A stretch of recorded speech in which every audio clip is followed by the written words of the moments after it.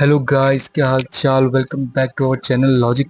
आज अपन बात करेंगे आर्टिकल 14 की। आर्टिकल 14 जो है वो बताता है इक्वेलिटी बिफोर लॉ। तो इस आर्टिकल को आगे देखने से पहले मैं आपको एक बात बता दूं कि इंडिया के अंदर इस आर्टिकल को लोग बहुत ज़्यादा मिस इंटरप्रेट करते हैं। क्यों? क्योंकि लोगों का ये मानना है कि आर्टिकल 14 के हिसाब से भारत में सभी लोग इक्वल है, जो कि नहीं है। ऐसा बिल्कुल भी नहीं है और नहीं आर्टिकल 14 ये बात बोलता है कि भारत में सभी लोग इक्वल है। अब ये चीज समझने के लिए मैं आपको कुछ सिचुएशंस बताऊंगा, आप खुद बताना कि इक्वल है कि नहीं।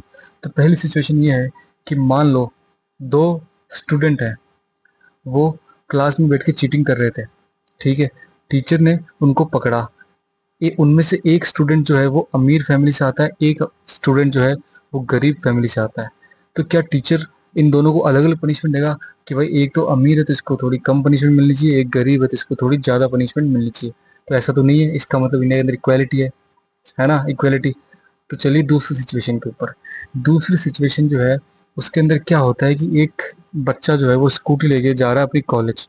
कॉलेज जाते वक्त जल्दबाजी में उसने एक रेड लाइट तोड़ दी और सामने से एक मिनिस्टर साहब ने अपनी रेड लाइट तोड़ दी। तो दोनों ने ही सेम ऑफेंस किया है। तो दोनों ने सेम ऑफेंस किया है तो दोनों के लिए क्या अलग अलग प्रावधान है या सेम प्रावधान है? सेम प्रावधान है, दोनों को ही सेम पनिशमेंट मिलेगी। तो यहाँ पे भी इक्वलिटी की बात हो रही है, भाई सब लोग इक्वल है। बट इसके अंदर एक एलिमेंट और है इस आर्टिकल के अंदर जो कि बात करता है equal laws for equal people. उसके हिसाब से उसके उसके लिए मैं आपको कुछ सिचुएशंस बताता हूँ। पहली सिचुएशन ये है कि मान लो एक ऑफेंस है, वो ऑफेंस सेम ऑफेंस एक अडल्ट आदमी ने कमिट किया और सेम ही ऑफेंस एक बच्चे ने कमिट किया। बच्चा यानी माइनर जो 18 से कम है। सेम ऑफेंस एक ऐसे आदमी ने कमिट किया है जो 18 से ऊपर है और वही ऑफेंस एक ऐसे आदमी ने कमिट किया है जो कि 18 से कम है। तो क्या दोनों के लिए सेम प्रोविजंस है या अलग अलग प्रोविजंस है? दोनों के लिए अलग अलग प्रोविजंस है। बच्चों से डील करने के लिए गवर्नमेंट ने अलग से एक्ट बना रखे हैं, जैसे कि जेजे एक्ट हो गया। ठीक है, और भी बहुत सारे एक्ट है। जैसे सीआरपीसी के अंदर कुछ प्रोविजंस है जो कि ये बताते हैं कि भाई बच्चों के लिए अलग प्रोसीजर है, उनका ट्रायल अलग तरीके से होगा। ठीक है, तो यहाँ पे तो ये तो डिफरेंशिएशन कर दिया भाई, अडल्ट और बच्चों के बीच में डिफरेंस आपने क्रिएट कर दिया। तो ये क्या सही है?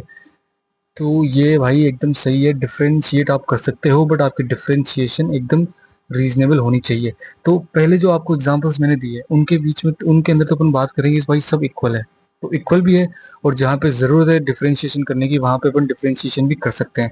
तो आर्टिकल 14 जो है वो ये नहीं बोलता कि सबके लिए इक्वल लॉज बनाओ। आर्टिकल 14 ये बोलता है कि सिमिलर लोगों के लिए सिमिलर लॉज बनाओ और जो लोग सिमिलर नहीं है उनके लिए अलग लॉज बनाओ। ठीक है, तो अब अपन आ जाते हैं कि आर्टिकल 14 कहता क्या है इसके इंट्रोडक्शन के ऊपर। आर्टिकल 14 का इंट्रोडक्शन सबसे पहले बोलता है कि everyone is equal in the eyes of law. यानी कि लॉ के नज़र में सब इक्वल है। लॉ के लिए कोई भी बड़ा नहीं है, कोई भी छोटा नहीं है, सिर्फ इस वजह से कि वो पावरफुल है, अगर वो पैसा वाला है इसलिए उसकी कोई ज़्यादा अहमियत नहीं है, सब बराबर है। ठीक है, किसी को कोई भी स्पेशल प्रिविलेज नहीं मिला है। ठीक है, सबको इक्वल ट्रीटमेंट मिलते हैं सिमिलर सिचुएशन के अंदर। यानी कि वो लोग जो कि एक सिमिलर सिचुएशन के अंदर हैं, एक सिमिलर सर्कमस्टेंसेस के अंदर रहते हैं, उनको इक्वल ट्रीटमेंट मिलेगा। और core of fairness and justice, यानी कि आर्टिकल 14 से अपने को फेयरनेस को प्रमोट करना है और जस्टिस को प्रमोट करना है। ठीक है, अब अपन आ जाते हैं आर्टिकल 14 के टेक्स्ट के ऊपर। आर्टिकल 14 का टेक्स्ट जो है वो ये बोलता है the state shall not deny to any person equality before the law और the equal protection of the laws within the territory of India. तो यहाँ पे अपन तीन एलिमेंट्स को पकड़ते हैं। एक है एनी पर्सन, दूसरा एलिमेंट अपन पकड़ेंगे वो है इक्वालिटी बिफोर द लॉ, और तीसरा एलिमेंट जो अपन पकड़ने वाले हैं वो है equal protection of the laws. ठीक है, तो एनी पर्सन जो एलिमेंट है उससे क्या पता चलता है कि ये आर्टिकल 14 जो है ना भैया, ये यूनिवर्सल कॉन्सेप्ट है। अब यूनिवर्सल कॉन्सेप्ट का क्या मतलब हुआ? यानी कि ये सिटीजन्स के लिए भी है और नॉन सिटीजन्स के लिए भी है। यानी कि इक्वलिटी का राइट सभी का है, चाहे वो सिटीजन हो चाहे वो नॉन सिटीजन हो। ठीक है, दूसरा एलिमेंट है अपना इक्वलिटी बिफोर लॉ, जो कि बोलता है कि भैया लॉ जो है ना, लॉ उसकी नज़र में कोई भी बड़ा नहीं है, सब सिमिलर है लॉ के लिए।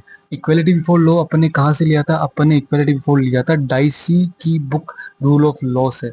और रूल ऑफ लॉ जो है वो किस पे बेस्ड है कि भाई nobody is above the law, और कॉन्स्टिट्यूशन जो है वो सुप्रीम है। That is no person can take arbitrary action, यानी कि कोई भी आदमी जो है वो लॉ से बड़ा नहीं है और वो कोई भी आर्बिट्रली कोई भी काम नहीं कर सकता है। ये रूल ऑफ लॉ इस पे बेस्ड है और इक्वलिटी बिफोर लॉ भी इसी पे बेस्ड है। और इक्वलिटी बिफोर लॉ जो है ये अपने इंग्लैंड से लिया था। ये अपने आप में एक नेगेटिव कॉन्सेप्ट है। नेगेटिव कॉन्सेप्ट क्यों है? क्योंकि इसका जो स्टेटमेंट है, इसकी जो टर्मिनोलॉजी है वो नेगेटिव है। वो ये बोलता है कि कोई भी आदमी लॉ से ऊपर नहीं है, इसलिए ये एक नेगेटिव कॉन्सेप्ट है अपने आप में। दूसरा है इक्वल प्रोटेक्शन ऑफ लॉज। ये है अपन ने लिया है यूएसए से। यूएसए के अंदर ये आया था 14th अमेंडमेंट से। और ये अपने आप में एक पॉजिटिव कॉन्सेप्ट है, यानी कि ये पॉजिटिव है। और ये पॉजिटिव क्यों है? क्योंकि इसका जो स्टेटमेंट है, इसका जो मीनिंग है वो ये बोलता है कि इक्वल लोगों के लिए इक्वल लॉज होनी चाहिए। तो ये एक पॉजिटिव स्टेटमेंट देता है, इक्वल प्रोटेक्शन ऑफ लॉज। अब इक्वल प्रोटेक्शन ऑफ लॉ जो है, इसका क्या मतलब है? अगर अपन इसको डिटेल में देखें तो भैया ये बोलता है कि इक्वल लोगों के लिए इक्वल लॉज बनाओ। यानी कि अगर आपको लग रहा है कि एक समाज के अंदर दो लोग इक्वल स्टेज पे नहीं है, तो आप उनके लिए इनइक्वल लॉज बना सकते हो। फॉर एग्जाम्पल, जैसे कि अपन ने बैकवर्ड क्लास ऑफ पीपल जो अपनी कंट्री में है उनके लिए रिजर्वेशन के प्रोविजन बना रखे हैं। तो वो रिजर्वेशन के प्रोविजन जो है वो गलत थोड़ी है। वो इसलिए बनाए गए हैं क्योंकि उन लोगों को एडुकेट रिप्रेजेंटेशन नहीं मिलती है सोसाइटी के अंदर और कुछ ऑफिसेस के अंदर। तो उनको वो रिप्रेजेंटेशन दिलाने के लिए अपन ने उनको रिजर्वेशन दी है। तो ये प्रोविजन इनइक्वालिटी को प्रमोट नहीं करता, ये फेयरनेस को प्रमोट करता है। ठीक है। फिर सिमिलरली अपन ने जो एडल्ट और माइनर्स के लिए अलग लॉज बना रखे हैं, तो ये इनइक्वालिटी को प्रमोट नहीं कर रहा है, ये यहाँ पे फेयरनेस को प्रमोट कर रहा है। तो इसका मतलब ये है कि जब भी आप लॉ बनाओ तो वो रीजनेबल होना चाहिए, वो लॉ फेयर होना चाहिए। यानी कि अगर आप लॉ बनाते हो तो आप दो तरह के लोगों के बीच में क्लासिफिकेशन कर सकते हो कि भाई ये इस आदमी को यहाँ पे ज़्यादा ज़रूरत है, इसको बेनिफिट मिलना चाहिए। पर वो क्लासिफिकेशन जो होती है वो इंटेलिजिबल डिफरेंशिया पे बेस्ड ऑन होनी चाहिए। यानी कि वो क्लासिफिकेशन जो है आपकी, वो रीजनेबल क्लासिफिकेशन नहीं होनी चाहिए। सॉरी, रीजनेबल क्लासिफिकेशन होनी चाहिए। आर्बिट्रली आप क्लासीफाई नहीं कर सकते, उस क्लासिफिकेशन में कोई रीजनेबिलिटी होनी चाहिए। यानी कि फॉर एग्जांपल SC ST और जनरल में आप क्लासीफाई कर रहे हो, जनरल वालों के लिए अलग लॉज बना रखे हैं, SC ST वालों के लिए अलग लॉज बना रखे हैं, तो एकदम जायज़ बात है, इसमें कुछ भी गलत नहीं है। सिमिलरली जब आप वुमेन और मेन के लिए अलग लॉज बनाते हो तो वो भी सही है। एडल्ट और माइनर्स के लिए अलग लॉज बनाते हो तो वो भी एकदम सही है।